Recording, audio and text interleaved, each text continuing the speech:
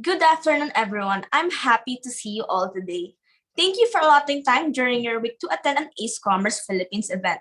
I hope everyone's excited because we will be starting our webinar in a few minutes. See you soon.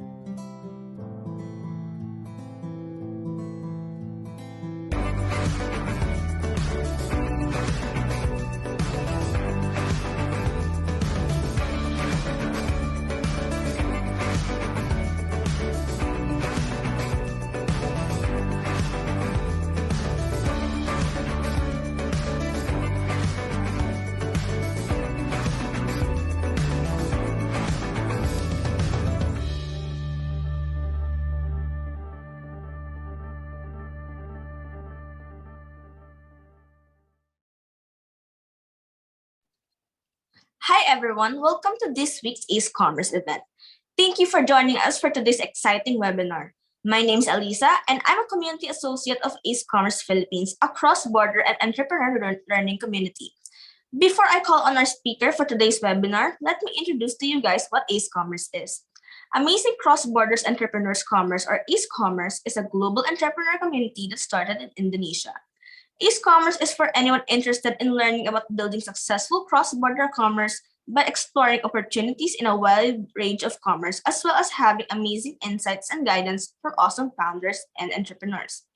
We strive to bring in amazing founders, mentors, and entrepreneurs to talk to our community of aspiring successful entrepreneurs. And we strive to provide the best online resources and content to our community to help them towards entrepreneurial success. If you want to learn more about entrepreneurship and get updated for upcoming events, please like our Facebook page. And in order to connect with other entrepreneurs and fellow aspiring entrepreneurs, you can join our Telegram groups so you can network and ask advice from the community. Lastly, I'd like to go on over a few items for those who want to have an e-certificate. A participant must fill out the evaluation form during the end of the webinar.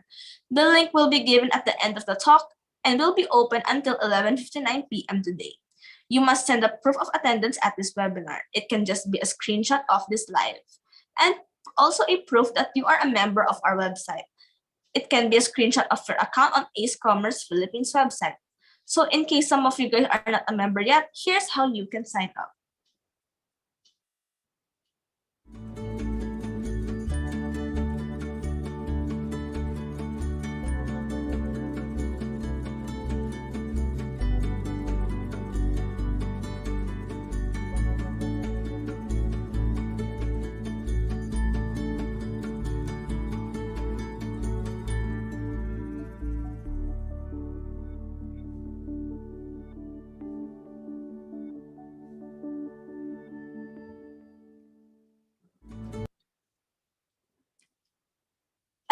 everyone here is already a member, but if you're not, you can sign up at our website after this webinar.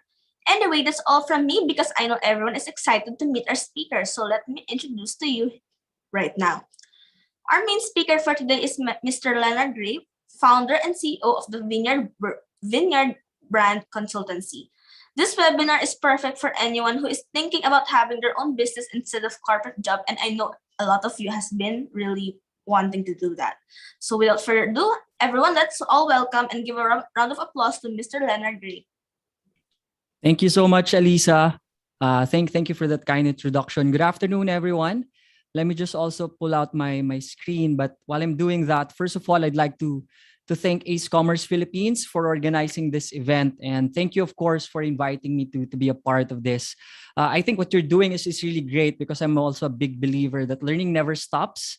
So I'm really very happy to be here and have this opportunity to share my experience and knowledge to all of you. It's quite a different field because I understand that this is live stream. So I'd like to, of course, say hello to everybody online who's watching this across different digital platforms. But I hope while this is really very different because I've been used to either in person or a Zoom audience, but right now I know that you're scattered across different platforms. But later, I have some few slides where I'm hoping to get to interact with you guys. I know Alisa and the Ace Commerce team will just help me out on that. But for today's talk, the title of my discussion would really be about quitting corporate entrepreneurship and what branding really is. Since Ace Commerce, I understand, is really a community of students who are aspiring to become either business persons or maybe business professionals, but I know that there's also quite a number of business owners here. So I thought it's fitting for me to share first off my experience, my own journey of quitting my corporate career for the past 10 years to really become an entrepreneur. Segueing to that, the second aspect is really something that I'm very passionate about, and one of the main things that I'm currently doing, which is helping entrepreneurs in terms of branding. So those are the two things, core themes of my talk for today, and I hope that you really gain a lot from this. And hopefully at the end also, I know that there's a portion that's allocated for a question and answer, and that's where I'm hoping that you can take advantage of, because I feel like while I have so many insights here, hearing your questions and being able to answer them hopefully will help me to address those further. So just to start, I want to provide you with a general background about myself. So my name is Leonard. I've actually worked for 10 years in the corporate setting, being part of Ayala Land. That was my first and only job of my entire career. So that's how long I was there. In fact, it was a job that I got even before I graduated. When I went to Ayala Land, my career spanned for 10 years, and I had the opportunity and privilege to work with really great people. Ayala, of course, is one of the oldest, if not the oldest, conglomerates in Asia, and definitely one of the most respected companies in the country. So working in Ayala really had a lot of perks. Obviously, when you're working for a corporate organization like Ayala Land, you definitely have stability in terms of your income. You'll get, of course, 1530, you have perks, you have benefits, you have the opportunity to work with really great talents, great culture, be exposed to different career opportunities. And I think that's the main reason why I stayed there for 10 years. In fact, initially my mindset was, before I graduated, I would say that I think it's generally the typical mindset for a lot of Filipinos, because as I see it, entrepreneurship is really not as big here in the country compared to other regions, and especially compared to the Western countries, right? But to me, initially my thought process was, I want to study well, I want to graduate, and after graduating, I want to work in a corporate setting, climb the corporate ladder, build up my career there, and retire. That was the mindset for me, and that's why I think I stayed for 10 years for several reasons. Mainly, I felt that it was a company that was offering me a lot of opportunities in terms of career growth. In terms of roles, I started there as a marketing person, climbing the ranks, handling different projects, integrated marketing, communications, all those of things. And then I moved to become a project development, where I've been more exposed to actual management, technicals, plus financials. And my last stint there was was as a general manager for operations in one of the biggest country clubs of Ayala Land. That's called Alvera Country Club. So when I resigned, in fact, just I think that's just very recently, after 10 years, I resigned last year, close to 2 years now. A lot of the people that I know, the first thing that they asked me was why. Obviously, right? Because at that time I just got promoted. The question really used most of the time that I get is, why would you leave a very successful corporate career when you've been there for 10 years? You have a certain comfort level, you know the people, you know the job, you earn a lot, very well, pretty decently, and then you have a lot of perks and benefits. Why leave? I think that's a very valid question. And to me, the main considerations for me would be just the following. I felt like I've devoted and I've dedicated and spent quite a huge chunk of my life already. I'm not old, obviously, but 10 years is a long time to be in one company. It gave me a lot of huge foundation and very strategic skills and mindset that I've now been able to enjoy in my new career path. But 10 years is definitely enough. That's one thing. And the trigger for me is when I hit my ninth year, leading to the 10 year. That's the time, at least for me, when I really seriously assessed my options, look back what I've been able to accomplish in my career, what I've done so far in my life. I've always be thankful, of course, for my 10-year corporate experience. But for some of you who may already be working in the corporate setting, you might be able to relate to this. But for the students, bear with me. But the mindset to me really was, after 10 years, usually it comes to a point that what's next for me? So I yearn that new beginning, because when you're just in the comfort zone, and familiarity brings comfort, right? Familiarity brings you a sense of complacency even at some point. After a certain period of time, I knew I wanted to have another fresh start. You know, that feeling, if you're students, that feeling when you're about to graduate and then there's a whole slew of things that are ahead of you. There's a lot of opportunities ahead of you. That's one thing that I wanted to have. And I was feeling very deeply about that. And the second thing is time freedom. Of course, it's different. That's why it's called 9 to 5 job for corporate professionals, because when you're working in a corporate setting, obviously you're bound by the office hours. You need to go to the office. You have your bosses. And in my case, I felt that I want to have more control over my time. In terms of time freedom, I'd also like to contextualize that. I think the reality is, from quitting your 9 to 5 job, you say you want to quit your 9 to 5 job to become an entrepreneur. It doesn't necessarily mean that you'll have more time, because all of us have 24 hours. And it also doesn't mean necessarily that you'll have more spare time, because I think a lot of experienced entrepreneurs would attest to this. It's the same for my own experience, that when you say time freedom, that just means, to me, you'll have more control over how you spend your time, because you're not mandated to like time in to report to a boss.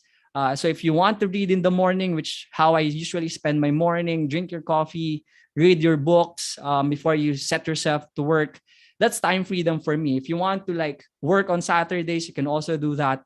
So those are the things. That's the second thing that I wanted to have in my life after 10 years of working in Ayala Land. A new beginning and time freedom, which also leads to the third point. Wherein when you work in the corporate field, you have a stake on how your career will be, obviously. If you work hard, if you work well, if you know your way around, you can progress in your career. But that's the thing. You can only do so much, because the truth of the matter is, if you work in a company, there's a lot of underlying circumstances and external factors that will dictate whether you get promoted or not. I had a fair share of promotions, obviously, because I was able to climb the corporate ladder from where I started during my first stint, or when I graduated. But that's the thing. I felt like I could live a life and I could build a career in a destiny way where I have more control over it. Meaning, when you're an entrepreneur like how I am now, I know that the amount of effort I make would maybe not exactly 100% directly correlated, but definitely will impact the results that I can get. So if I want to progress, if I want to be really successful, it's usually tied into my mindset and how I spend my time. Unlike in my experience, when I was in the corporate world, sometimes even if you give it your all, there'll be so many components, right? If it's a huge organization, there'll be deliberations. Sometimes there'll be a bit of office politics and many other things. So that's the third point for me. I want to be able to have control over my own path and dictate my destiny. I felt that I'm already done in terms of not exactly being at the mercy, but being at the discretion of other people, whether I'll be a senior manager next, whether I'll hit the next level of my career. So I was done with that. And next and lastly, and I think more importantly, is also I want to build something that I can call my own. So there's a lot of things that I wanted to do that I couldn't do back when I was in the corporate setting. But when I left and resigned, I was able to really build my own path, build my own brand, impact more people because I have now more time to do other things. So those are the key points of in terms of my thought process of why I left such a stable, such a flourishing, and I would say decently such a successful corporate career. But on a deeper sense, if you want to learn more about that, I also actually just recently posted a whole video about this where I shared the three most important life-changing realizations that also helped me to make that decision. Because mind you, while I was so courageous, while I was so excited to leave my job, it was not an easy decision. In fact, I'd say it's probably one of the scariest things I've ever done in my life. But so far so good, and I'm really enjoying it. So if you want to hear more of my story on why, how, and many underlying components of why I quit my 10-year job, I hope you can check out my video about it. So feel free to visit Brand Start. That's my YouTube channel as produced by our own company. So just visit www.youtube.com/brand start. But I also want to emphasize another point from this talk. I'm not saying that corporate is bad. Definitely not. In fact, I owe a lot of my skills and who I am today, I think, with my experience from the corporate career. But I also advocate and encourage a lot of my contemporaries, my colleagues, and other people who are tired of being in the corporate setting because they feel like there's a better path for them. And if that's entrepreneurship, definitely that's I'm pushing. That's why I also wanted to include this slide. For example, if you're about to graduate and you're looking at building your career in the corporate setting, I think that will also serve you well. Because to me, in my own experience, I felt like having a corporate career served as a really good entrepreneurial foundation because of five things. Number one, it helps you with your skills and confidence development. It's different when you're a student, and it's definitely different when you're already working. So you get to enhance whatever skills you need. Depends on what path you take and what role you apply for or what job you get. But it will help you with your skills and confidence, right? Second item, which is also I think is very important, is an enhanced business acumen. In fact, I was able to confirm this because I talked to one of the digital agency founders in Australia during one of my episodes in the podcast, in the Brand Start podcast, where he shared with me that while he was able to maintain relevance for 20 years, he felt that there's a huge gap in terms of the learning curve for him. And I felt I'm doing a lot of things in my own startup that he hasn't even been able to do. And I credit that to my business acumen that I was able to establish for my 10-year experience. So that's the second thing. The third item would really be organizational skills and management. If you're someone who's looking to build a business, and if you want to scale that, whatever type of business that is, I think sooner or later you'll need to either build an organization behind it, or at the minimum you need to learn how to manage your business, obviously, and the people that are critical in terms of running the operations of your business. So organizational skills and management is also something that was critical for me. Fourth item was, of course, building on my network. It's both in terms of potential networks that can give you business. The other thing is, of course, network in terms of people who may have the same mindset as you are, that can also help you in own entrepreneurial journey. And then fifth, of course, while learning platforms, but experience would, of course, be different as a learning tool for you. So these five things I think set me up for a better start to my entrepreneurial career. But if I had a chance, maybe 10 years is not necessarily the thing for you, right? So it doesn't have to be that long. So if you're thinking about, do you consider working for a corporate company or for a company before jumping straight to entrepreneurship, I think that could serve you well. But it's also not to say that you'll need to take that route, because if you already have certain base as an entrepreneur, then by all means, if you want to go and jump right away, that's also something that you can do, because there's a lot of successful entrepreneurs who've also done that path. I was a little more conservative in that sense. Now, for those of you who would want to venture into entrepreneurship, to me, at least so far in my experience, I categorize the main stages of entrepreneurs into 5 E's. So that you can easily remember this. First thing is entry, meaning the moment you really decide to go all in, and really be an entrepreneur, understand that there's risk involved, that it's a different case from just working a regular job. That's the entry level. I think the decision point matters, because it sets you up whether you're really going all in. In my case, I knew I was going all in, but the entry level for me also was a little bit more conservative, in a way that I started with the side hustle.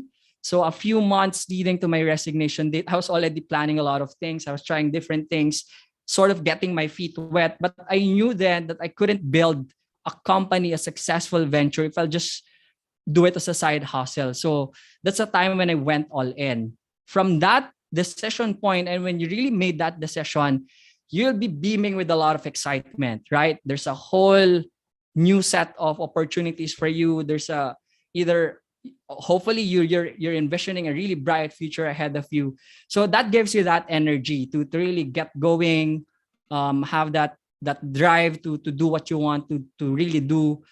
So there's a lot of excitement. In my case, at that point in time, I was able to already start thinking about the name of my company, which turned out to be the Vineyard Brand Consultancy. I was already establishing my company presentation. I was already planning the back end side of things, meaning do I register a sole proprietor company, a sole proprietor business, or a corporation, which was the path I took. So I was already talking to some lawyers and all of those things. And that gets you going.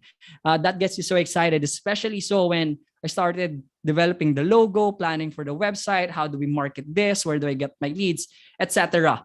So that's the exciting part, right? But the moment you come into it, obviously you've expected, you should have anticipated that it's not going to be a bed of roses, so to speak. So there'll be a part where you'll have to endure. In my case, it's realizing that I think entrepreneurship to some point, and this is also still what I'd recommend, is you don't have to be 100% prepared, because I don't think you can ever be 100% prepared before starting a venture. I think it was Mark Zuckerberg who said, ideas don't come out fully formed. So if you have something in your head, I think you just really have to take it on. And then along the way, you'll see that you'll have to endure many things. In my case, that's working harder than ever, but I wasn't so stressed out because I love what I'm doing now. It's really building the road as I go to it, so to speak, meaning there's a lot of things that you'll have to learn along the way. So I read a lot, I listen to a lot of podcasts. And in particular, as a specific example, while I had a good start in my company, there was also a moment when, sometimes you feel like, was this the right path for me? Or why am I not getting any business leads? How am I going to succeed? How am I going to make this flourish? And there's a lot of things that will be going on. But if you continue to just grind it out, take it day by day, understand that it's a long-term game, that entrepreneurship is a marathon, not a sprint. And it's the same thing for success, then you'll continue to endure. And by enduring, it's not just about accepting the hardships that you're taking on, but it's more of, if a certain hurdle, certain setback happens to you, you have to always bounce back, find solutions, be resourceful, be proactive, and always have that mindset that you're not going to quit. If you're able to do that, you'll see that at some point in time, in my case, close to 2 years, you'll gain a certain level of excellence. Because while I felt I had a level of excellence in my past job, it's different when you're now a CEO, a founder, and entrepreneur, right? But in our case, at least for the year, we're really gaining a lot of traction. We're gaining more momentum. We're building the business. In fact, I ended year one as a profitable company. So that's that's a milestone for us. And you get that certain level of excellence. And after that, that's when you really feel that level of elation. In fact, I'd say this to a lot of my interviews, some of my talks, and even my podcast. In my case, after experiencing this at least initial roundabout of the 5 E's of my entrepreneurial journey, I'm never coming back. Obviously, so it's something that I really want to pursue. I'm not afraid to make mistakes. I've definitely had a lot of mistakes, I think, so far. But I'd say that I don't fear failing, but I'd fear not trying more.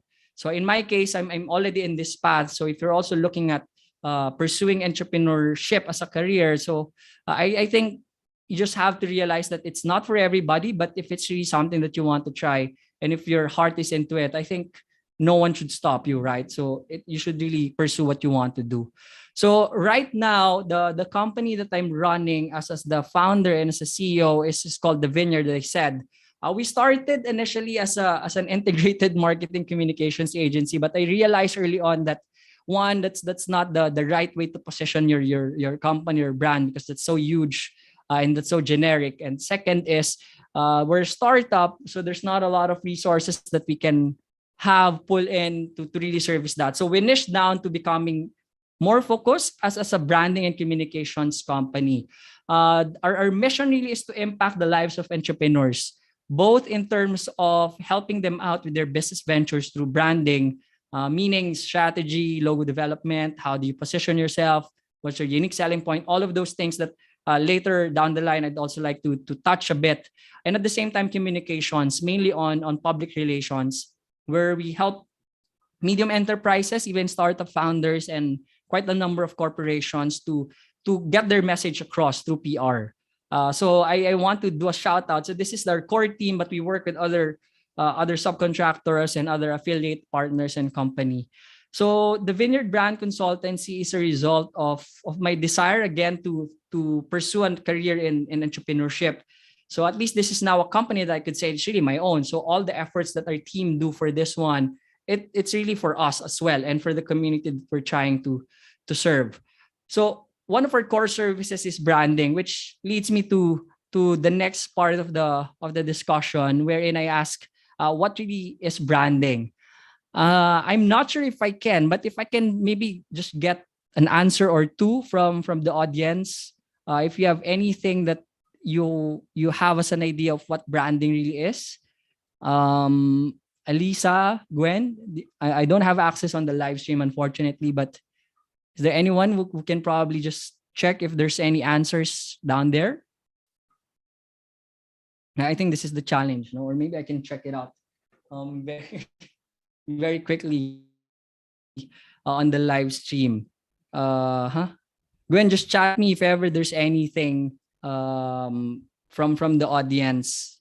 Let me check. But maybe I'll skip that for now because I can't reach the Ace Commerce team, I guess. But there's a lot of things and answers about what branding is, right? They'll say logo is branding. That's one answer I usually get. Some would also say that branding is designing. Some would also say that having a business means having a brand immediately. But that's not really branding. Branding is such a complex matter, but I want to leave a definition that hopefully can make it easier for you. Okay, there's one here. Thanks, Gwen, for helping me out. There's one here from Jeric. Hi, Jeric de la Cruz. His answer is it's more like identity business. That one is a good answer. But that's the thing, right? Identity is part of your branding for your business, but it's not 100% accurate to say that identity is branding. Anyone else, Gwen? Maybe one more. So this has always been an interesting question for me in my own experience. Time is it 4:33? Okay, but if there's anything, just buzz me up. Or there's another one here. I think it's the same. It's more aligned on having an identity for your business. Well, that's actually correct. It's one main component of what branding is. But to me, it's my definition here is 8 words. When we talk about branding, it's really all about your customers' perceptions and emotions towards your business. like identity will come in because that's something that you project as your image, therefore influences the type of perceptions that your audience will have about your business. So few key points here. It's all about mind and the heart, right? Branding is when you get to establish certain associations or perceptions from the market towards your brand. And if your brand makes your audience feel something that goes beyond just the hardware. So I think that's the ultimate definition for branding, and that should be the goal for branding. In the case of the Vineyard, we knew that we want to be the brand and communications company, mainly helping Filipino entrepreneurs. That's why in our content, in our messaging, in our website, the way we're positioning ourselves, we talk a lot about how you succeed, how you become an entrepreneur. We do feature entrepreneurs because we want to establish that perception and association of the Vineyard to entrepreneurial success. Another thing is the emotions that we want to evoke is that when you see the Vineyard, there's a company that believes in you. So if you're a Filipino who's aspiring to become an entrepreneur and build your own venture, the Vineyard is a company that will push you to bounce and leaps to help you make that happen. So 8 words: your customers' perceptions and emotions towards your business. So 2 key elements there. One, of course, there's the customer element, and then second would be how you build the perceptions, influence that, and how you make your audience or customers feel about your business. Maybe to further expound on this, as I said, branding, I think, is one of the most complex elements of business. It starts with strategy, and then you have to really take a look at different facets of this one. Branding is all about understanding your unique proposition. What's your brand promise? Meaning, what's that main thing that people can expect from you as a business? You're right. For the 2 of our audience who answered, it includes your identity. And identity involves not just your logo, but also your name, your personality, your tonality. It also is about your values. What do you stand for as a brand or as a business? What culture do you have? Recently, there's a talk about Netflix brand culture as being democratized, right? So there's been some issues about censoring some of their shows, but as a brand, it's not their culture. So that's part of their branding. Belief is also one thing. What do you believe as a company or as a business? In fact, there are some brands who also anchor their identity as a brand in terms of the change that they want to make in the community. In our case, one of the impacts that we want to hopefully contribute to the community is to help out entrepreneurs. That's why we work hard in terms of developing free resources, whether that's about our blogs or my podcast or seminars like this. And then one more thing would be associations. How does people associate your brands in terms of different positive or negative associations?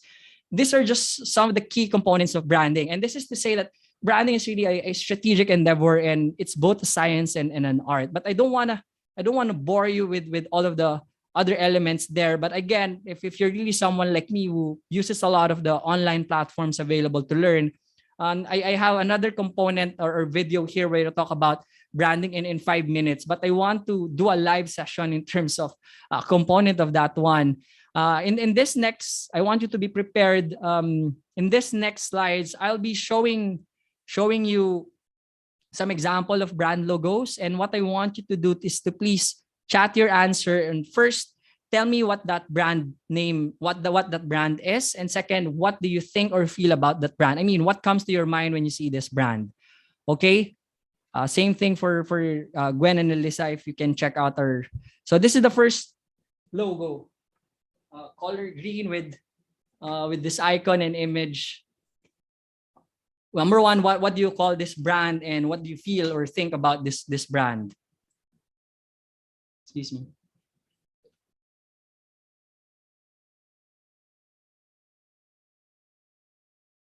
Yeah, I'll wait for like a few seconds. Anything, no right. Well, of course, there's a right answer in terms of what the brand name is, but in terms of like what do you think the brand is all about? Of course, there's no right or wrong answer. I just get one answer and then that's it.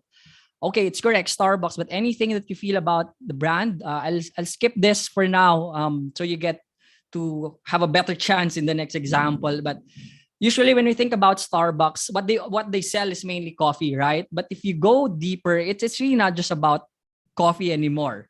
Starbucks is a status symbol. So, when you go to Starbucks, like when I was working in Ayala in Makati, usually, while of course I'd love to have a coffee in the morning, but you see a lot of people that when you buy a Starbucks, it sort of like makes you feel a certain status, right? So of course, there's a lot of executives. You'll see celebrities buying Starbucks. So that's one thing that people associate with the brand. Another is it's a third haven, meaning you have home, you have school, or you have office, and there's Starbucks. So that's where you hang out with your friends. That's where you chill. That's where you ride. That's where you just have a good time. And it's a social coffee. So it's while I'd go there alone, but typically, you go to Starbucks to have a drink and catch up with friends. Another one is Starbucks is all about excellent service. So that's something that you equate, right? They call you with your first name. They remember your favorite drinks. They remember your usual. So those are different elements that are also part of Starbucks branding. This is a different kind of brand. This is a coffee brand. I won't ask you the name because it's shown here. But any words that come to your mind when you see this brand? Like when we talk about Nescafe, I think it's a whole different brand. It's both coffee brands, but when you talk about Nescafe now, it's totally different, right? Okay, there's an answer here for me. In touch with the farmers, more down to earth. Yeah, I think that sort of sum it up. When we talk about Starbucks, it's more status symbol. It's more up there. It's a $5, it's a $4 cup of coffee, while Nescafe is totally different, right? If you remember, one of their more popular commercials is Para Kanino Ka Bumabangon, and they show a lot of like regular Pinoys, blue collar workers, farmers, construction workers, because to them, Nescafe is coffee for the regular Filipino, and it gives you a cup of comfort, diba? Cup in hand, it's worth your while. I think that's Nescafe, and then it gives you that message that when you drink Nescafe, you're someone who really goes up every day with a purpose. So there's a few more answers here from Mark Austria. He says it's for the masses. You're correct, diba? Like if it's Starbucks, it's totally different, and it's affordable, of course. I'm not exactly sure, but I think it's just about 7 pesos per sachet. Right now, si Trisha remembered yung rason kung bakit ako bumabangon. Very good. Nescafe, Coco Martin, makes sense because it's part of their branding. They're sort of like harping on Coco Martin's personality. So bangon Nescafe. So very good. So those answers I think are part of the branding efforts of Nescafe. Maybe as a regular consumer, sometimes we're not so privy or familiar about that, or it's not something that we become conscious about. But these are things that do not happen coincidentally, right? It's obviously something that they plan and that they work on because that's branding. So those are 2 examples. I'll now go straight to some of the key components that I do as a brand strategist and as an owner of a branding company. But I tried my best to sort of give you key snapshots so you won't be bombarded and hopefully remember key stuff about branding and coming from this talk. But if you want to build a strong brand foundation, for me, you have to work on 3 key elements. Number 1 is your brand architecture, which is really the foundation of everything that you do. Second is your brand name. Third is your brand visual identity. So those are the 3 elements that you have to begin with. But in terms of how this progresses as a journey, usually you start with a product or a business idea, right? In my case, I knew that I wanted to build my own company. And then I knew that I wanted to build a creative company. I've always been fascinated about strategy, about naming. I'm a poet myself. I like to write. I like to write brand strategy. I like to write brand story. That was my idea. But the next thing is, what is it about now? How do you build that foundation? When you have that, sometimes the name comes first, but in my case, it's usually ideal to start with brand architecture, and I'll expound on that in a bit. And then you think about the name. How does your name represent your company in terms of what you want to become in the future, or in terms of how you build associations with the market? Once you have that name, obviously that becomes now your guide in terms of your logo, right? You create a logo based on the name. which is now your visual identity. The main component there is logo. And then the next one would really be your marketing touch points, how you now market yourself based on the brand strategy or branding elements that you have. So I want to give you an actual case story for one of our clients. I called it Project Blanca because it originated from Florida Blanca in Pampanga, but the founder wanted to do a mobile grocery app with earning platform. So when we were doing their branding and thinking about the name, mainly the name first, we wanted it, of course, to be acceptable to the vision of the founder, and it has to be something that embodies what he's seeing for the future. If you're a founder, I think it's logical and it's important that you select a name that you like because it's something that you'll use for perpetuity, hopefully, right? But at the same time, more importantly, it has to be something that the market will accept. And then the next one, it has to be effective in a sense that it will resonate with the target customers and it will resonate the value that you want to bring for your customers. So remember that this business, the idea is a mobile grocery app with earning platform. That's their differentiator. So what I want to do next now is show you some of the top shortlisted names that we had, and then let me know, guess what name you think was the one that was chosen. Can we do that, guys? So we have here grocery, we have Grocery Rush, we have Your Cart, we have Quick Grocer. So there's one guest here, Fine Grocer. Yeah, makes sense. Let's see. But everything here, of course, would be revolving around that idea of doing a mobile grocery app. Groceer, Click Grocer, Insta Grocer, Qless, Thumb Aisle, or Grow Click. Two more answers if we can. So there's Fine Grocer going once, going twice. Any other answer? There's another one here, Quick Grocer. One more guess, but I'll give you a few seconds to check. Let me also do a quick check over here on YouTube. So Jerick also said Quick Grocer. I think that's the third one, right? At least the answer that we recommended or the name that we recommended and the founder chose is Grow Click.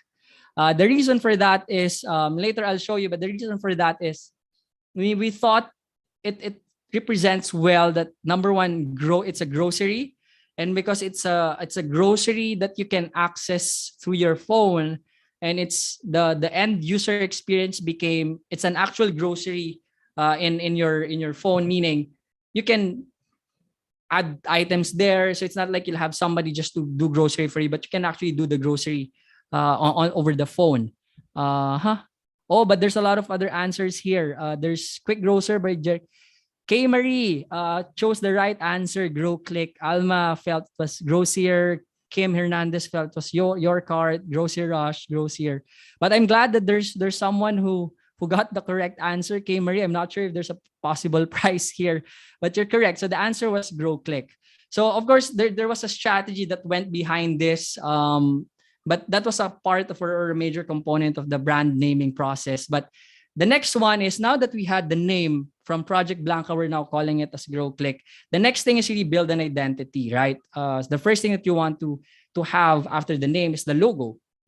So in our case, our team wanted to create, number one, a compelling brand visual identity. We want to make sure that it's professionally done, that will capture the brand promise, that when you see it, it will give you that idea already that it's a grocery in a mobile application right at your fingertips.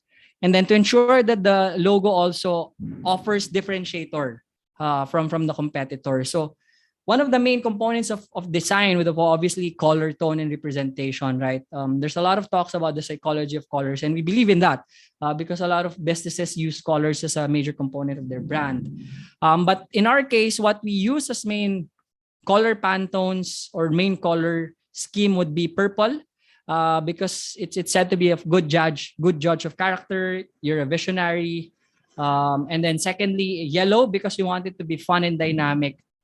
And then it was intentional because we wanted to make sure that we're not green, because you'll associate that with another brand. At the same time, we also wanted to make sure that we're not yellow, predominantly yellow, because that would be grab and talk, right? So we want to make sure that there's a differentiator. Now, I couldn't run you through the whole process in terms of the actual logo design here, but the way we usually work on this is come up with a design plan, meaning what would be the best font typeface that could represent a certain feel, right? Like for the Vineyard, we chose a font that we felt would exude professionalism but not hardcore corporate, because we're not your typical corporate, right? We're a startup, we're a young group, we're a dynamic bunch. So same thing here. So what we did though is do that, choose the font, think of symbolisms or core visual elements. So the main visual items that we included here would be, of course, one is the grocery bag, right? When you go grocery shopping, usually you have that grocery cart, or you have a grocery bag, or you have a grocery basket. Plus, we want to make sure that it evokes or it encourages people to check and click on it. That's why the ending logo became something like this.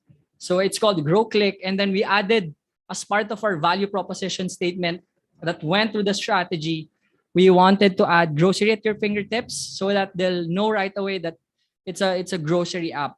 We used a mobile icon here, obviously, to signify that it's an application, and then it's something that you click.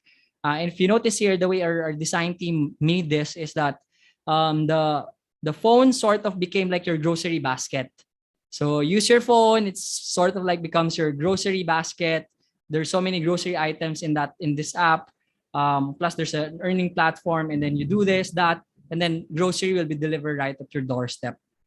So I know there's quite a limited time, and branding is such a huge discipline and such a complex matter, but I hope that sorts of gave you more or less an idea. So for any one of you who's thinking about starting a business, obviously it would also matter depending on what type of business that you're gonna do, right? But it's usually strategic and logical to start with the branding side simultaneously with product or with business, meaning the business model. Some would usually debate whether branding comes first or product comes first. To me, at the very minimum, you have to start with branding, because that can become part of your product development or your business development process. But it can work both ways. The best case scenario is you do both. Not unless there's really no clarity about the business first, then you do the business planning side first. That's how we did it for GrowClick. I also helped the founder in terms of achieving brand clarity right at the onset of what you want to become. Are you sure that you want to take this type of competition? How can you dominate this local market, etc. So the things that I wanted to share with you guys in this talk, and this is something I do now. I've been running.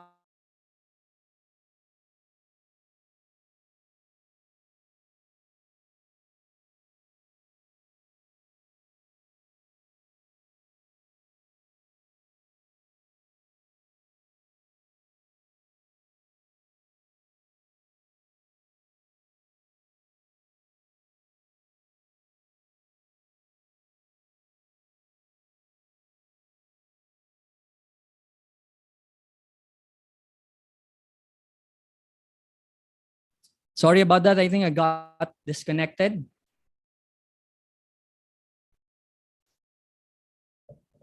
Are we back online?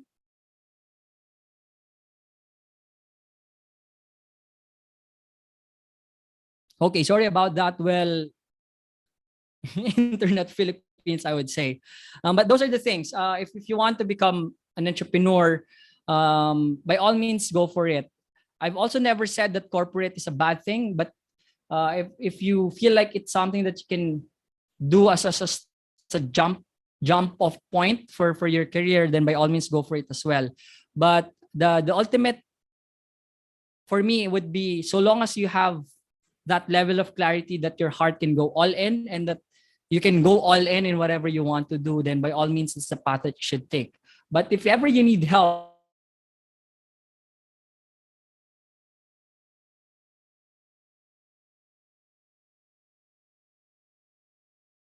yeah, just go straight again. It's quite rainy here. I'm sorry about that. So I think that's influencing the internet connection. But as I was saying, if ever you need help, that's really essentially the gist of my talk. But if you're interested to learn more about entrepreneurship,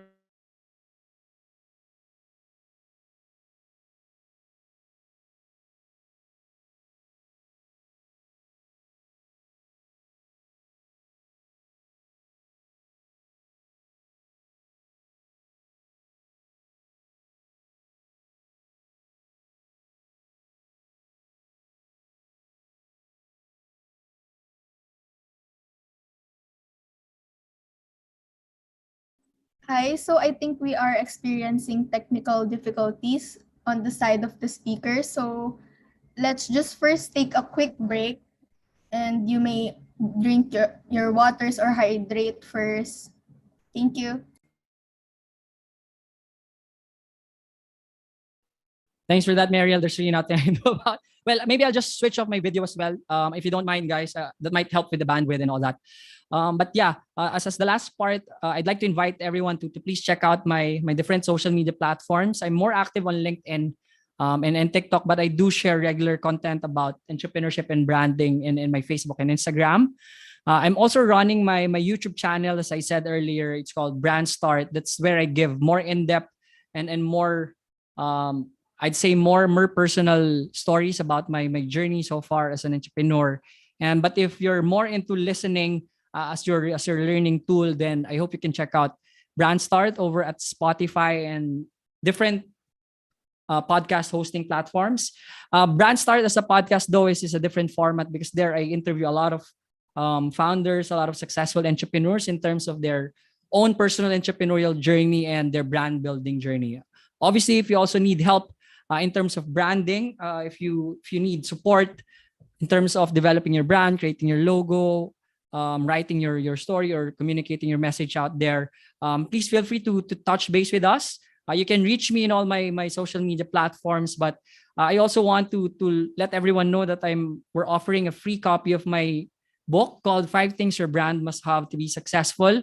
If you want to learn some more details about the core strategies to build the brand that stands out, customers love, and creates an impact, you can just visit our website. It's called www.thevineyardbc.com, and there just sign up, and then you'll be able to receive a copy of my book.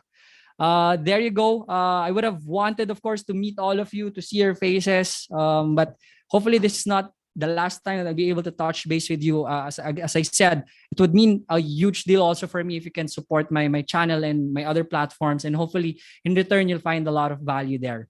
Once again, thank you so much for Ace Commerce Philippines, Ace Commerce Global, for having me as your speaker for today. And for the next part, I'd really love to interact with you guys if you have any questions. So thank you very much, and may God bless you.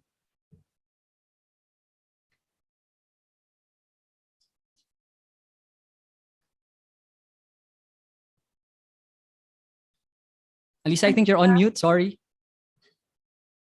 I'm so sorry about that. So thanks so much for that insightful talk. We really learned a lot. I know a lot of people who one day want to transition from working in a corporate setting to having their own company. So I am certain that they could apply the tips and lessons learned today when they begin a similar career in the future.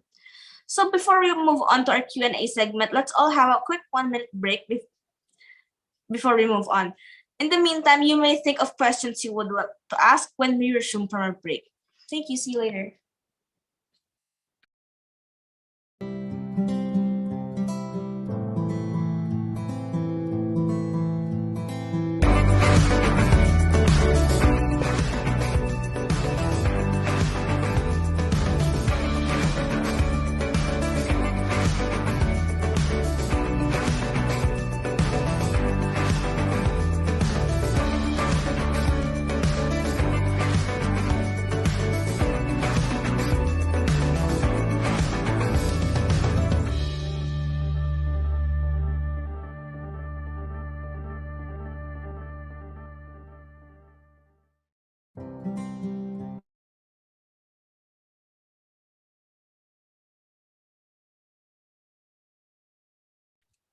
Yes. Hi again, everyone. I know a lot of you are looking forward to ask questions today, so feel free to do so. So I know you guys want to know a lot about the topic, but while questions are coming in, someone actually had sent in a question earlier to us. So they are asking, how much money did you actually have to save in order to start your own brand consultancy company? Since we know that starting a company can need a lot of resources like that. Well, thanks for that question, and I think that's a very valid question. First off, capital would really be dependent on the type of business that you'd have, right? But talking about the Vineyard Brand Consultancy, I'd be transparent with you. Before I left my corporate job, I didn't have a lot of savings. That's one, right? But I felt like consultancy as a business is one of the lowest risk, highest reward venture that you can do, in the sense that, to be honest, it doesn't require a lot of capital. At the minimum from my end, it's probably at least 100K, just to get you going in terms of like your registration, company registration. If you need to pay some lawyers, maybe some accountant, all of the back end. If you need to like create a logo or anything else. So it can probably range between 100 to 300,000. But what I also want to emphasize is service-based business is something that you can do with very minimal capital. If you want to start, for example, on your own, that's a path that you can take. Ideally, though, you don't start big. I think that's the key. You might have heard this many times, and I've heard this also so many times in all my interviews, but dream big, start small. So by starting small, usually you don't spend a lot of money right off the bat. That's ideal for me. So in my case, I probably needed at least about 100K, more or less. Because what I did then is, before I even like formally incorporated my company, I was already looking for clients, and I signed 2 clients, in fact, before I became officially incorporated. And then we bootstrapped everything. So meaning, at the first few months, I was so intentional about the type of operational model that I was doing. Obviously, I didn't hire a full-time staff when I was starting, so I was really practically doing everything. I was the CEO, I was the marketing head, I was the main consultant, I was the lead strategist. All of those things, those were the sacrifices that I had to make, to get things going and to make things running. So 2 answers. One is, you don't really need a lot of capital, but it can range between 100K to 300K. Depends on your level, right? Because if you need like a strategist, if you need like a designer, if you need like an initial capital to hire somebody, that might also work. So I'd say conservatively it can range between 100 to 300,000. Depends on what you can do. And then the second component is, and again, I hope I'm not hard selling my YouTube, but it's just that we work so hard in creating so many contents there. I created one video there where I talked about how you can start your service-based business with just 5 steps. And raising a capital is not even part of those steps. So if you want to learn more about that, you can also check that out. And I hope I answered that question, Alisa. Yeah, you did. You did. At least you gave a range, which is a good thing. So moving on to still starting your company. So when you were starting your company, what kinds of efforts did you do to attract clients, and how do you select your clients that you work with? Since marketing is a tedious process when starting a company. Correct. Thanks for that. First off is, I had to have a hypothesis, meaning, what's that specific problem that I want to address in the market. In my case, it was the hypothesis of, if when I was starting my own company, I knew I wanted to have a logo. I knew I wanted to have a compelling name, a good strategy, all of those things. I felt like if I had that pain point, it was also the same pain points that other founders, entrepreneurs are experiencing. So that was my hypothesis. So meaning, my immediate sense was, I want to work with entrepreneurs. While I have access to corporations, my core focus initially was to work with startup founders and medium enterprises entrepreneurs. So that's how I first did it. And then second would be, identify what type of product or service are you going to offer, right? Because the type of audience that you want to reach, and then the type of products that you want to offer to solve a certain pain point of that audience or target customer would really influence what you need to do. Having that said, with branding in mind, with PR in mind, as our main services, with entrepreneurs in mind, some of the earlier efforts that I did was, one, do a lot of sales calls, cold calls. So before I even resigned, every lunchtime, I'd probably call at least 5 people that I know just to say, hey, I'm leaving my corporate job. I'm starting my own company. Are you still with your company? Are you still doing marketing? Do you need help with branding? Maybe we can talk, and then just getting the word out there. That was how I did it for the first few months. Second is networking, both with my own team, leveraging our own network, and also joining a few other organizations. The third one, which I'm doing very intentionally and consistently, is content marketing. Even when we were starting, we were already clear. I was clear in my head that I want to build an email community. I want to build authority in the industry. So content marketing is something that we did as well. Meaning, that's why I'm very active on LinkedIn. We have a website, we have blog site, we have an email community, I have a book. All of those things are actually part of the process that I was doing. But I think the overall guide for me, and maybe for you, is to make sure that when you want to get clients, your mindset is to offer value. Meaning, how can you help them without even selling? So I think that's the key guide there. So for me, those were the earlier efforts that I had to do to hit the ground running and get my first few clients. All right. So thank you. At least we get to know how it feels. So Trisha and Jacqueline from the chat box, the YouTube chat, is asking, after quitting, what are the biggest challenges in becoming an entrepreneur, and how did you overcome it?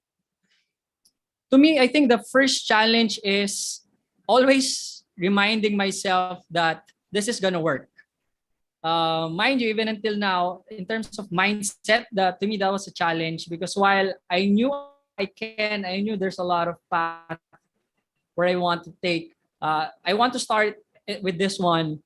There's always going to be some moments when you feel like the future is not as bright as you thought.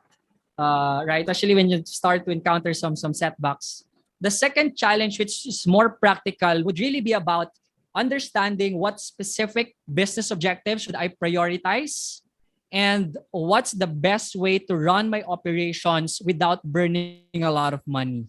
So those are the two main challenges that I had. And the third one, lastly, that influences also, of course, the future or the fate of my business, is generating sales.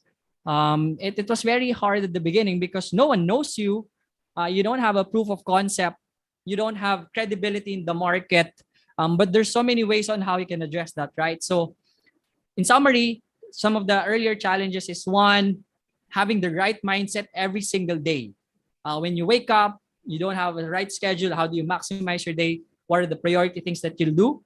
Second would be making sure that I have a whole vision, like a 5-year plan, but while at the same time being hyper-focused. So that's what I meant by understanding my priority business objectives and operational capabilities, or how I'm going to build the company from ground up. And third, really is just getting out there and getting clients and sales, right? Because if you don't get sale, then you don't have a business. At the end of the day, of course, business you want to earn, add value, and then earn.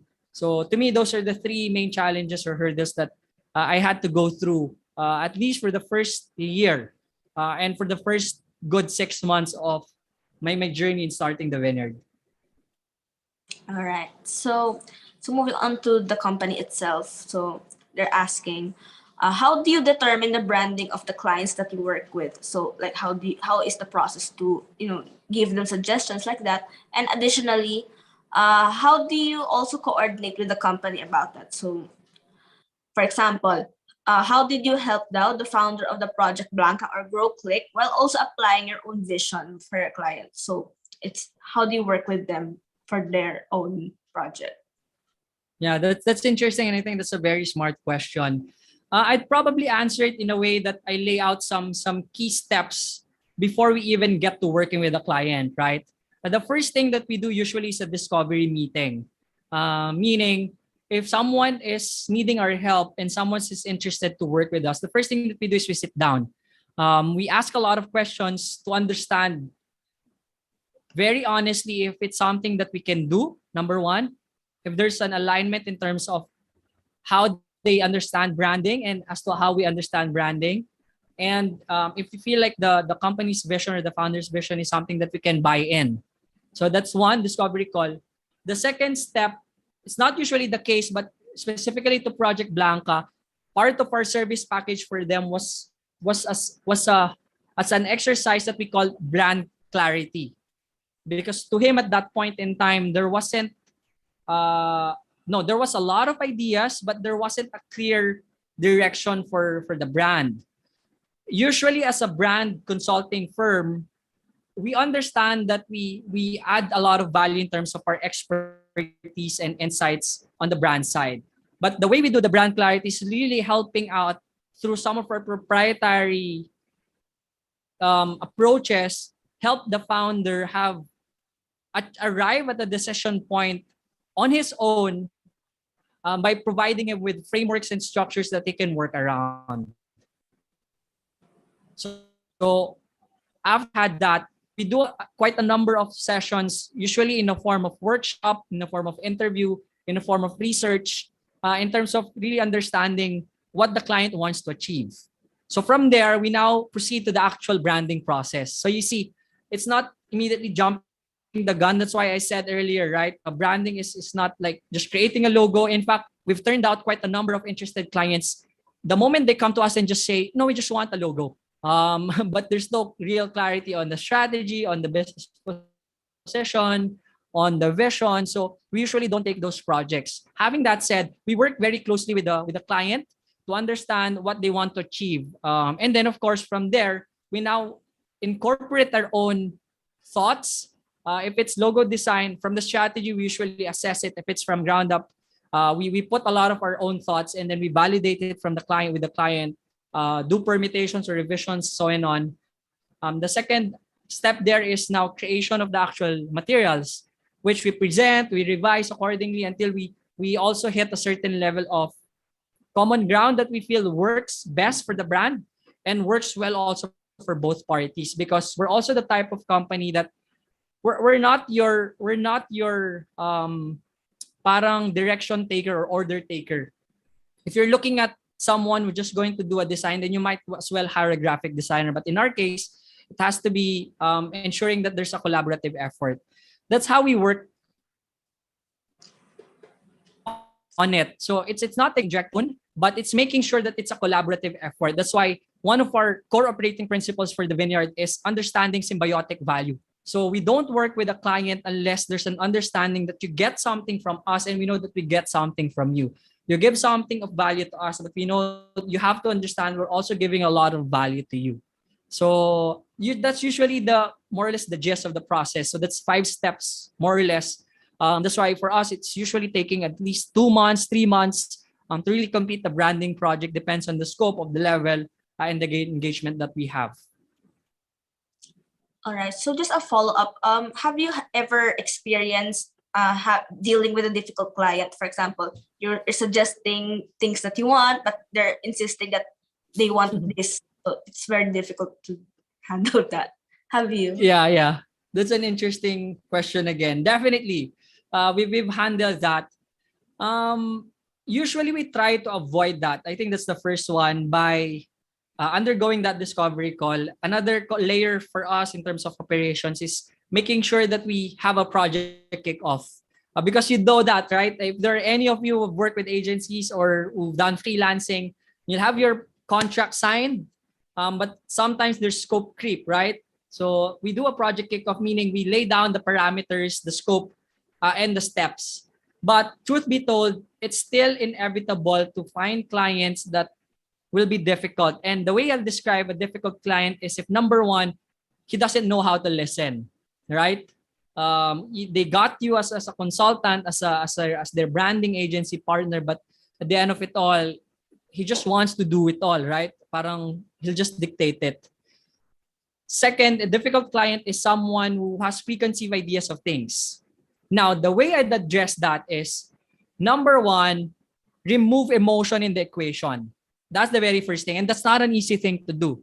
I've experienced that this actual, na minsan in meeting, somebody will tell you, paano kung pangit yung design na ibigay nyo sa amin? It's a client, it's a professional meeting, and they'll ask you like that. Sometimes naman, nakatatlong revisions na kayo and it's clear that it was 3 revisions. Someone will go to you, but you know what, Leo or Leonard, I've actually asked around and then showed the logo to like 10 people. Obviously, you don't do that, right? Because if you show it to 10 people, then it becomes subjective. So you're not really getting the objective. And you knew that we did a whole slew of things. So the way you address that is come in with the right mindset. Where is your client coming from? Right? Because there's a tendency to be defensive because that's our work. Especially if it's a designer who's joining the meeting. That's why usually I leave our designer back in the office and let the accounts team handle that. So the way I'll handle it is with the right mindset. The second is ask a lot of questions. Find the root cause of where they're coming from. If you tell me, I don't think the logo is nice. So I'd ask you, number one, where's that coming from? Like, what's your parameter to say that the logo is not nice? Because we did some planning there. We've agreed that these are the colors that you'll do. And because this represents so and so, and we said that these are the font types that will work, etc.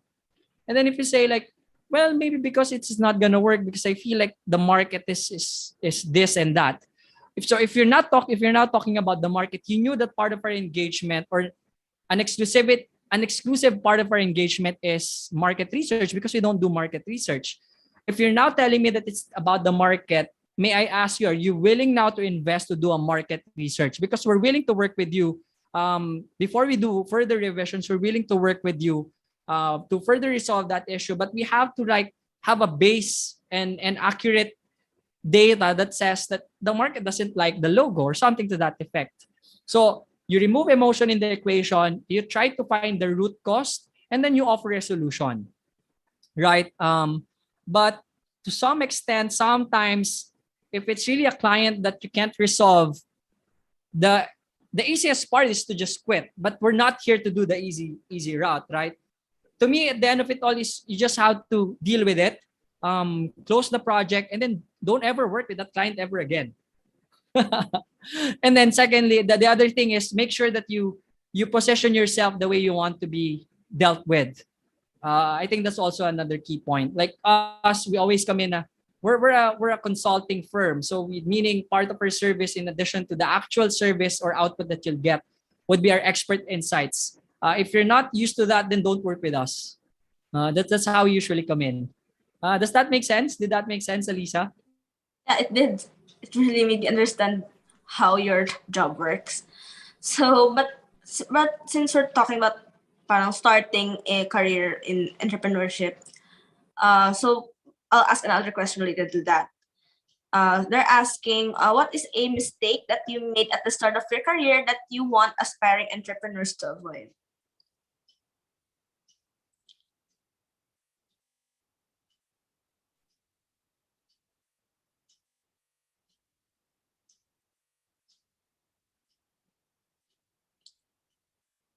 Was I audible earlier? Do you hear me?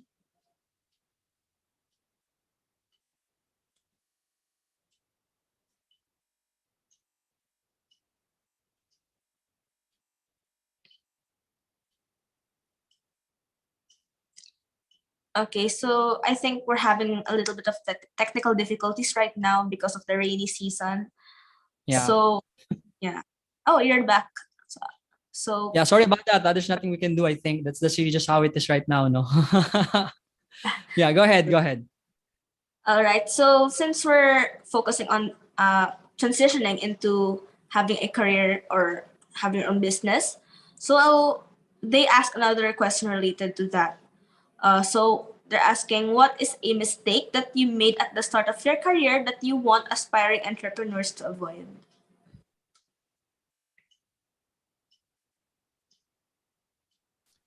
Alisa, sorry, what's a mistake that I made at the start of my Yeah. What is a mistake? First was a mistake in terms of sales mindset. Let me just confirm if I'm okay in terms of my line. Just take your time. Don't worry.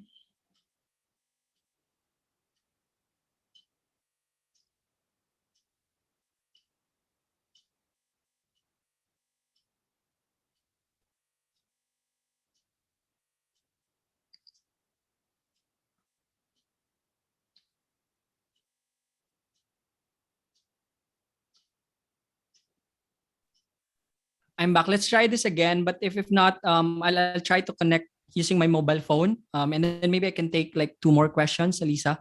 But I'd answer that one first. It's all about mistakes, right? I think one of the earlier mistakes that I did was in terms of sales. I didn't have clarity in terms of what I wanted to really offer. Because as I said, we started with so many things in mind. So we were coming in to offer.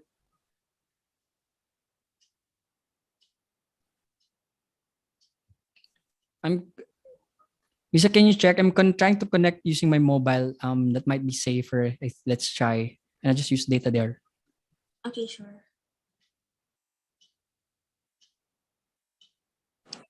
Sound check. Are you guys hearing this? Yeah, all clear.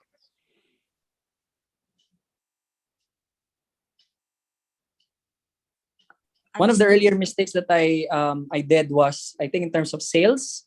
Um, and then there's 3 elements to that. One is not understanding immediately what are the core services that I can offer. Because at the beginning, we wanted to offer branding, we wanted to offer PR, we wanted to offer social media marketing. We were even ready to take on YouTube marketing, content marketing, many different things. And that's a mistake because it's number one, it's so difficult to sell that and to market yourself if you have so many things going on. Number two, you'll realize along the way that there's going to be a wider learning gap for yourself and for your team if you're doing so many projects at the same time and in different services. And then in terms of mindset, when I was first starting, of course, I just quit my job, right? I needed income, I needed proof of concept. I was doing sales like a salesperson, if you know what I mean. Meaning I do closing in over the call. I wouldn't do discovery calls. It's all about like, hey, this is something we can do for you. This is our budget. I'm always eager to send out proposals, even if there's no clarity of the scope. So I think that's one of the main mistakes that I did. The second one is not really immediately identifying what could be my core platform. So of course I wanted to start with social. I wrote a book. While all of those things help, I felt that I should have started much earlier on in LinkedIn. Um, so that one I thought was a mistake. What else? I think so far those are the things that I can remember. Thankfully, thank God, there's nothing that I've done so far that is now backfiring to us. So a lot of the plans that I did early on is now seeing results for us as a company. Yeah, I hope I answered that. Yeah, you did. But someone had just asked in the YouTube chat box again. So, given your experiences with the clients that you work with, what are the businesses you can suggest that are feasible in the Philippines? So I think they're interested in having and in being an entrepreneur. Oh, that's really cool. Uh First off, I think while there can be so many opportunities, right? I think you'd also have to consider that what you'll do is something that will provide you energy, right? Because like I could have earned doing something else, but it might not have been something that I could enjoy. That's I think that's the premise of my answer. Um, the second, the actual things that I'm seeing right now is number one, there's a huge opportunity on the technological aspect.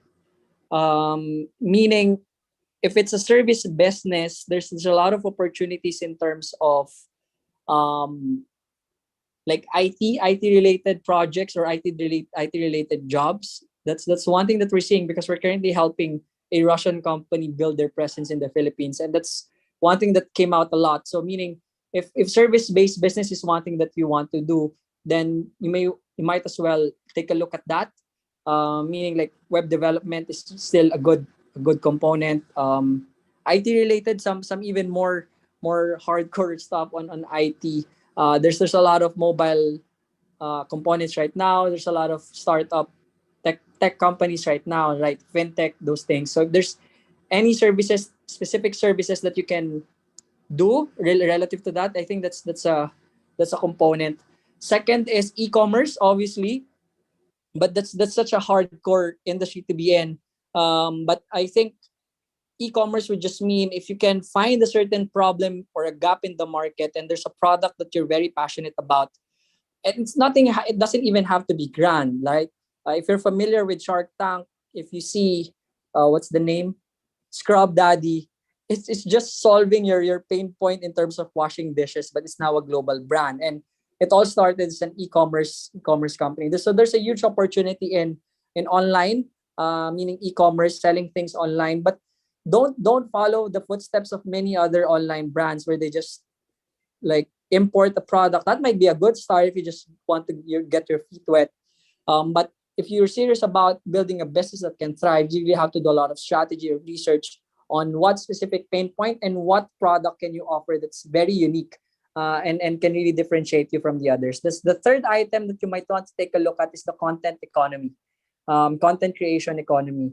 So it's now a legitimate economy industry, meaning, so if, for example, you're into video editing, or if you want to do a lot of writing, if you're doing a lot of design, even you can do it freelance. So if you notice, most of my answers are really more service based because that's the path that I'm in.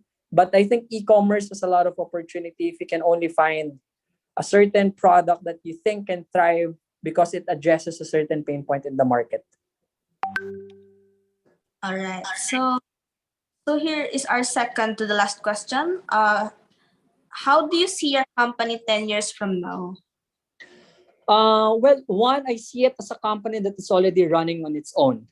So that's my ultimate vision. So I'm here for the long term. Right now, I'm functioning both as a business owner and as a CEO. Meaning, of course, I still need to do a lot of day-to-day work, and even some client delivery work, which I love. But I think the ultimate goal of becoming an entrepreneur, at least for myself, is to make sure that I get to build a business with systems, with team, with structure that can run on its own.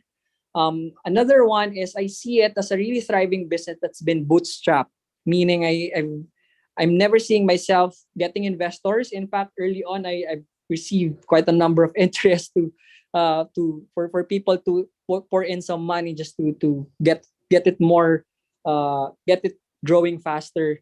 So it's still bootstrap at that point in time, but obviously by 10 years, I'm seeing that it has at least a year of capital for OPEX that can run, so it can run very sustainably.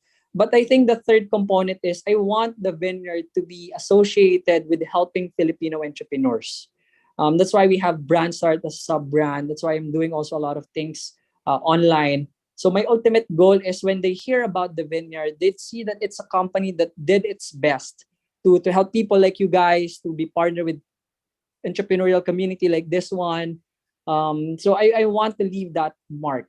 And of course, hopefully, it's already a team that's grown in terms of structure. Although I'm more interested to keep a lean company. But yeah, so it's a thriving company running its own, bootstrap with enough capital to run at least 1 year without any clients. But that should never happen, right? Even in COVID times, if you're really prepared for it. And then third, that we've built a brand that is relevant and that delivers a lot of impact to the community and to the Filipino entrepreneurial community. Thanks for that question. I really love that question. Appreciate it. Right. So for the last question, can you tell us more about your book? What insights can we get from it, and where do we purchase it? Yeah. Well, number one, it's for free. We wanted to have it available on Amazon, but we felt we wouldn't be true to ourselves in a sense that we wanted to offer free resources. So there you have it. That's free. You can just go to our website, www.thevineyardbc.com. It's a book about it's a book that I wrote underlying or underscoring 5 core strategies that I I've seen in my own experience and in working with other business owners can help you establish a really strong foundation and could help you be guided in terms of number one, understanding where you're coming from if you want to become an entrepreneur and build your own brand. Number two, understanding how you build your own brand from foundation to the different elements. Number three, what you relate to your audience and how you build that audience. I think the number four there is a bit of sales and marketing. Four and five is a bit of sales and marketing. So it's a book that's intended for aspiring entrepreneurs who are also interested to make sure that they do the right foundation or build the right foundation for their brand. That's why it's called Five Things Your Brand Must Have to Be Successful. So it's a lot of core strategies. Nothing highfalutin, but nothing complex. I also think that there's also a number of frameworks there, free frameworks that I've included there. So yeah, if you get to download it, please feel free to touch base with me. I'd love to hear what you think about it. And if there's any comments that you want to share, maybe I can do some improvements later on in the future. So thanks. All right. So those are all the questions that we have for today. So once again, thank you so much for answering the questions and for the insightful and informative talk you have shared with me and everyone in this live stream. With that, we want to award the certificate of appreciation to you for being our speaker for today. So Ace Commerce Philippines awards this certificate of appreciation. Oh wait, I think there's a technical difficulty with the award with the certificate. Oh, there it is.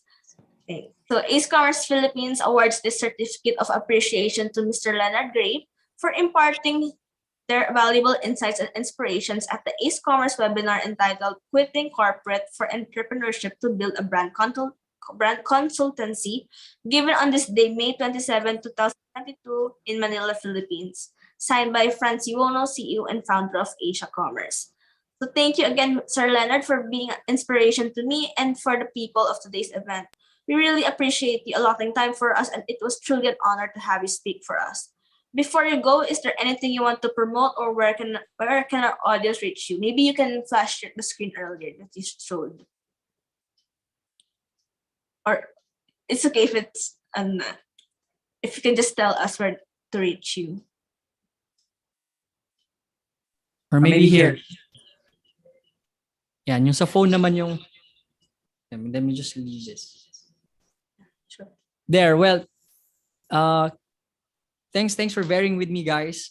Sorry again about the internet, but maybe just a last, it would again mean a great deal for me if you can support my different platforms, and you can contact me directly through my social media platforms.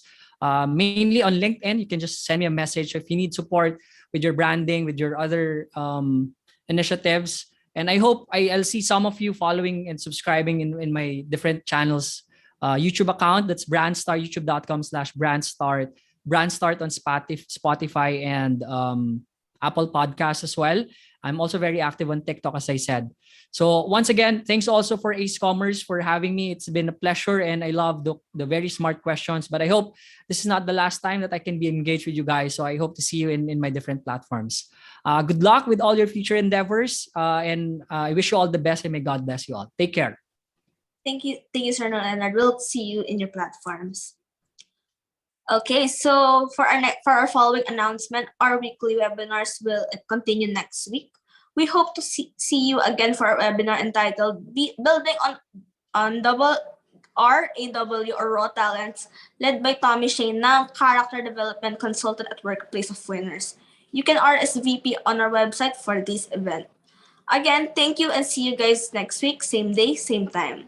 Finally, for the last reminder for the participants who would want an e-certificate, please do not forget to create an Ace Commerce account through our website, acecommerce.org, as we give announcements for future webinars where you can RSVP. Please also do not forget to answer the e-certificate form that will be sent at the chat box.